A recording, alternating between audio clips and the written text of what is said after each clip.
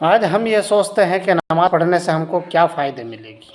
آپ کو نماز کی اہمیت، اس کی برکت، اس کی عظمت اگر آپ کو معلوم نہیں ہے تو آپ اس ویڈیو میں ضرور سن سکتے ہیں. اللہ تبارک و تعالیٰ قرآن کریم کے اندر فرماتا ہے ان الذین آمنوا وعملوا الصالحات واقاموا الصلاة وآتوا الزکاة لهم اجرهم عند ربهم ولا خوف علیہم ولا هم يحزنون. اللہ تعالیٰ کا ارشاد ہے جو لوگ ایمان لائے کس پر؟ اللہ پر، اللہ کے نبی پر، اللہ کے رسول پر، اللہ کی کتابوں پر، اور نیک عمل کرتے رہے.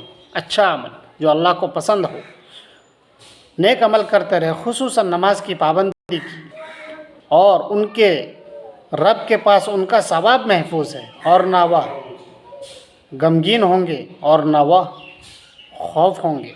ان کو کسی قسم کا ڈر نہیں ہوگا، کسی قسم کا غم نہیں ہوگا. ہمارے اس ویڈیو کو دوسرے تک پہنچائے تاکہ ان کو بھی فائدہ پہنچے اور قرآن سے فیض حاصل کر سکیں.